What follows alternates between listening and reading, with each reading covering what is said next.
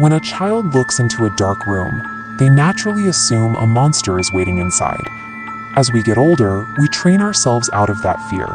We condition our minds to look into the same dark room and assume it is simply an empty space. To function in modern society, adult psychology actively suppresses our primal survival instincts. If we treated every bump in the night as a mortal threat, the constant spike of adrenaline would make a normal life impossible. This creates what is known as the rationalization trap. When confronted with an unknown stimulus, the adult brain often bypasses the panic response entirely, seeking out the most mundane, logical explanation possible. We tell ourselves the floorboards are settling. We blame a weird sound on the wind, or a strange shadow on our own sleep deprivation. A logical explanation is always more comforting than an unexplainable threat. Relying on that logic keeps us calm on average nights. But it becomes a profound vulnerability the moment the irrational threat in the shadows happens to be real. A woman named Josephine experienced this failure of logic firsthand. Over several weeks, she repeatedly woke up in the middle of the night, reporting the exact same anomaly, the distinct shape of a person standing motionless in the corner of her bedroom. Her boyfriend applied the rationalization trap immediately. He dismissed her terror as a classic case of sleep paralysis. He even joked that it was just a monster under the bed, insisting there was a perfectly ordinary explanation for what she was seeing. Staying over to help ease her anxiety, he woke up to see the exact same shadow lingering in the bedroom doorway.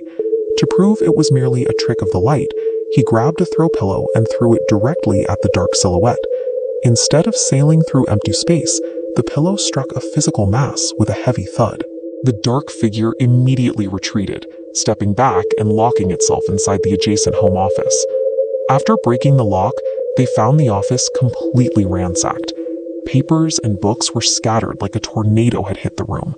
The window was wide open, and the exterior screen had been removed.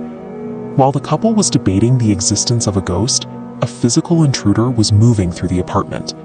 The psychological need for a harmless hallucination had nearly masked the reality of a human stalker watching her sleep for weeks. When our mental rationalizations fail us, we retreat behind physical boundaries.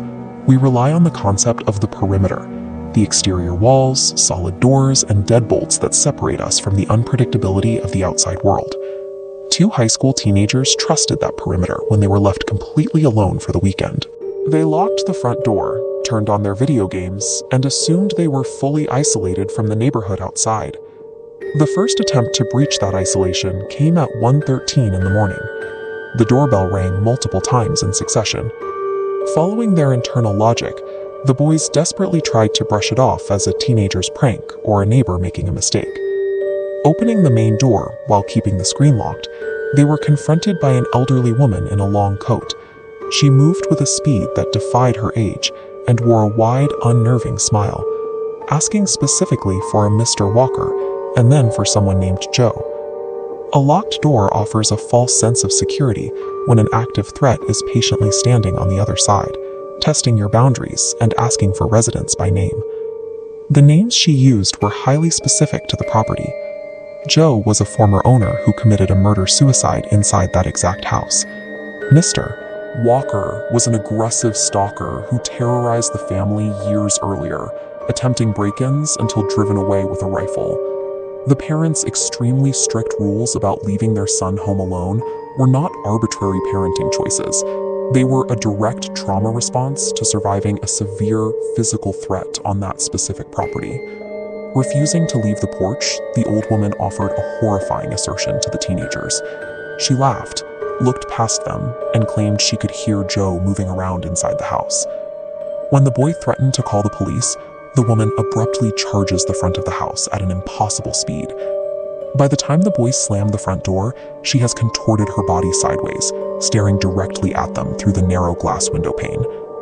Physical boundaries and deadbolts are only effective against strangers. They offer little protection from a threat that has already studied the layout of the home and the names of the people who died inside. The final and arguably most dangerous psychological defense is the assumption of neighborhood normality. We observe a quiet street, a manicured lawn, and an outwardly friendly neighbor, and we equate those visual cues with absolute safety. A 10-year-old boy relied on those cues when he was invited to sleep over at the house of a socially awkward new student who just moved in directly next door. Any initial hesitation was quickly smoothed over by the new boy's father. The dad was loud, outgoing, and he immediately bonded with the boys over a shared, harmless obsession with professional wrestling. He established a high degree of comfort within minutes. That facade cracked late into the night. Lying awake, the boy listened as the father walked down into the unfinished basement. Minutes later, the distinct sound of heavy, distorted audio static began echoing up through the air vents directly next to the boy's head. Extreme social conformity and friendliness can function as an effective screen, allowing unusual behavior to occur in the middle of a suburban night without raising an alarm. Curious about the father's vast wrestling tape collection, the boys snuck downstairs the next morning. They bypassed a basement door inexplicably spray-painted with the words "Get Out," revealing an entire wall of meticulously organized VHS tapes. Every tape was neatly labeled with specific years and event titles.